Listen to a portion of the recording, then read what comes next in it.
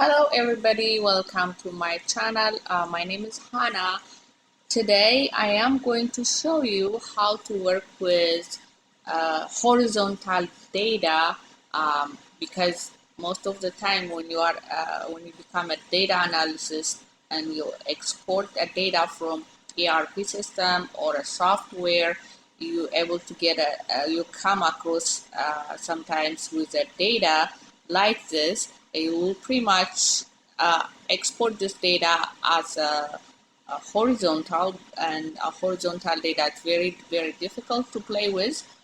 So I will show you today how to change this vertical data, horizontal data to a vertical.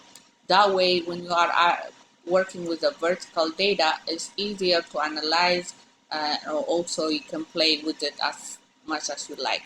So to do that, I'm just gonna select first the data that I wanna uh, copy, and you can always Control C or right click and copy that.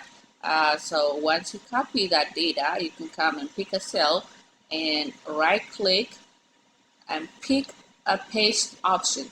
The paste option is pretty much is gonna help you to paste the copy cells to a different way. So for us, we're having a problem. This data is exported as horizontal. So now I want able to do it a vertical. So from the paste option, I have to pick transpose. So what it does is it will change the data format to vertical instead of going to horizontal, as you can see it here. Okay, so now everything is changed the way I would like to see it. So just to see, this is the data I just exported from one of our ERP system.